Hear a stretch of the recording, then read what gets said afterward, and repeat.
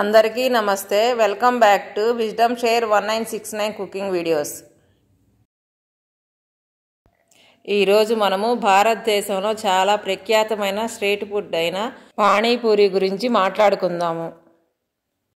పానీపూరి అంటే ఇష్టపడని వారంటూ ఉండరు. ఎందుకని అంటే ఇది అన్ని తరాల వాళ్ళకి తెలిసిన మరియు ప్రీతికరమైన వంటకం.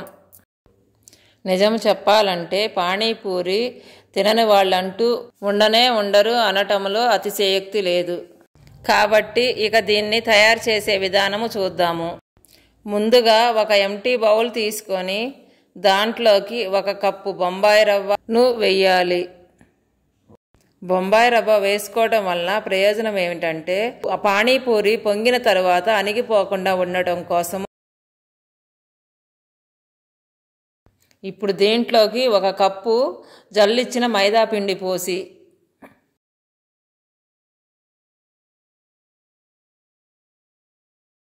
ఇప్పుడు దీనిని ఒకసారి చేతితో బాగా కలుపుకొని కొంచెం నీళ్లు పోసుకుంటూ చూపించిన విధముగా చపాతీ ముద్దలాగా తయారు చేసుకోవాలి.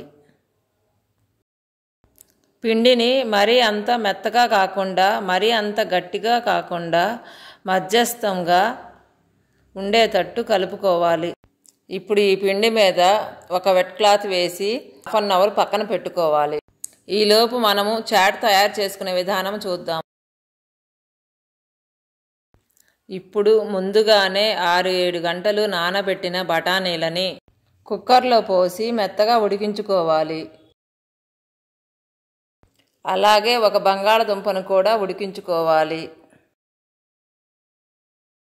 బఠానీలు ఉడికిన తరువాత ఒక మిక్సీ జారు తీసుకొని మనము ఉడకబెట్టిన బఠానీలను తీసుకొని సగభాగం ఈ జారులోకి పోసుకోవాలి.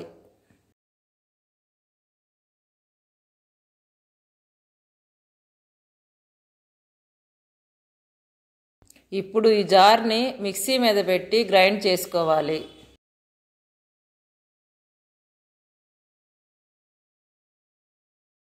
ఇప్పుడు ఒకసారి మూత తీసి చూసుకుందాము.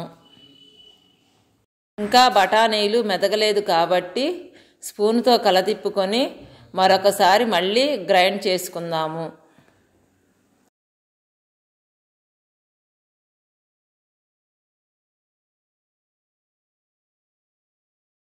గ్రైండ్ చేసిన పిండి చూపించిన విధముగా మెత్తగా ఉండాలి. ఇప్పుడు ఈ పిండి మొత్తాన్ని కూడా ఒక బౌల్లోకి తీసుకోవాలి.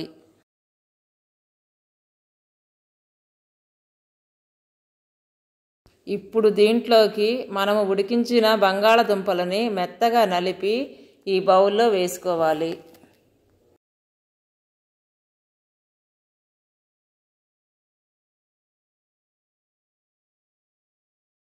ఆ తరువాత పొయ్యి మీద ఒక ప్యాన్ పెట్టుకొని నీళ్ళంతా ఆవిరైపోయే అంతవరకు ఉండి దీంట్లోకి 2 టేబుల్ స్పూన్ల ఆయిల్ వేసుకొని సన్నగా తొరిగిన ఒక ఉల్లిగడ్డను వేసి వేయించుకోవాలి.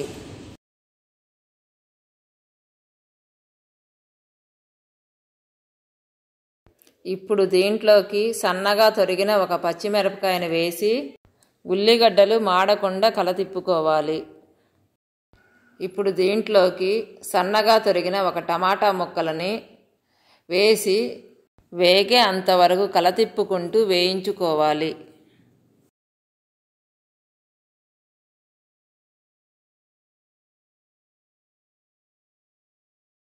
ఇప్పుడు దీంట్లోకి 1/2 స్పూను అల్లం వెల్లుల్లి పేస్టు,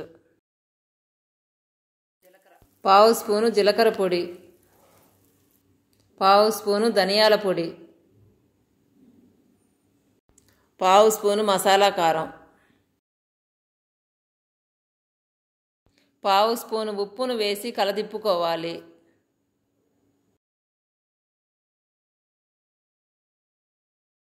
ఇప్పుడు 1/2 స్పూను పసుపును వేసి ఇప్పుడు ఉడికించిన మిగతా సగభాగం బఠానీలను ఈ ప్యానులో వేసి కలదిప్పుకోవాలి.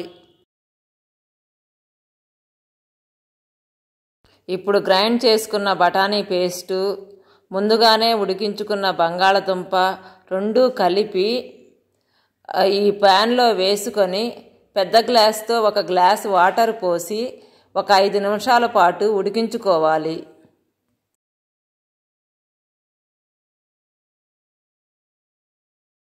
స్టవ్ ఆపే ముందు 1/2 స్పూను చాట్ మసాలా,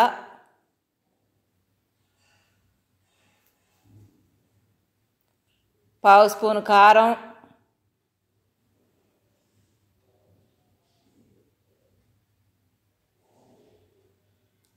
1/2 స్పూను కొత్తిమీర పేస్టు వేసి బాగా కలదిప్పుకొని స్టవ్ ఆపేసుకోవాలి.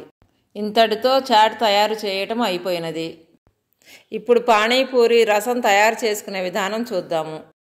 దీనికి 1 కప్పు కొత్తిమీర, 1 కప్పు పుదీనాకు, 1 చిన్న అల్లం ముక్క, 1 పచ్చిమిర్చి, చింతపండు రసము.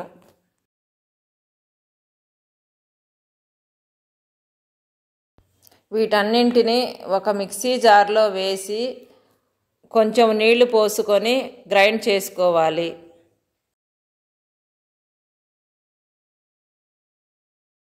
ఆ తరువాత ఒక ఎంటీ బౌల్ తీసుకొని మనం గ్రైండ్ చేసుకున్న మిశ్రమాన్ని వీడియోలో చూపించిన విధముగా వడపోసుకోవాలి. ఇంతటితో రసం తయారు చేసుకునే విధానం కూడా పూర్తయిపోయినది. ఈ పాటికి పిండిని పక్కన పెట్టి 30 నిమిషాలు అయ్యుంటుంది కాబట్టి ఒకసారి క్లాత్ తీసి మొత్తం పిండిని మళ్ళీ చూపిస్తున్న విధముగా బాగా కలుపుకొని చిన్న చిన్న ముద్దల్లాగా చేసుకోవాలి. ఇప్పుడు ఈ ముద్దలన్నింటి మీద కొంచెం నూనె వేసుకొని పానీపూరీలు షేపు వచ్చేలాగా పాముకోవాలి. ఇప్పుడు ఈ పానీపూరీలన్నింటినీ ఒక ప్లాస్టిక్ షీట్ మీద వేసుకొని తడి క్లాత్ కప్పుకోవాలి. ఇప్పుడు పొయ్యి మీద ఒక కళాయి పెట్టుకొని డీప్ ఫ్రైకి సరిపడే అంత ఆయిల్ పోసుకొని బాగా వేడొచ్చిన తరువాత లో ఫ్లేమ్లో ఉంచి ఒక్కొక్కటిగా తీసుకొని పానీపూరీలు నూనెలో వేసుకొని పొంగుతున్న తర్వాత మరొకటి వేసుకుంటూ గోల్డ్ కలర్ వచ్చే వరకు వేయించుకోవాలి.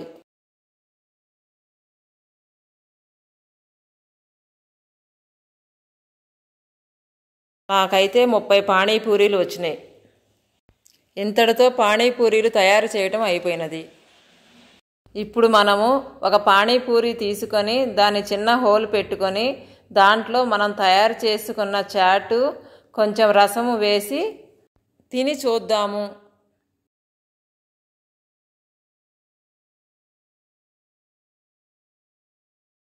ఆహా, చాలా బాగుంది. Thank you for watching. మీకు మా వీడియో నచ్చినట్టయితే please like, share, subscribe and click the bell icon.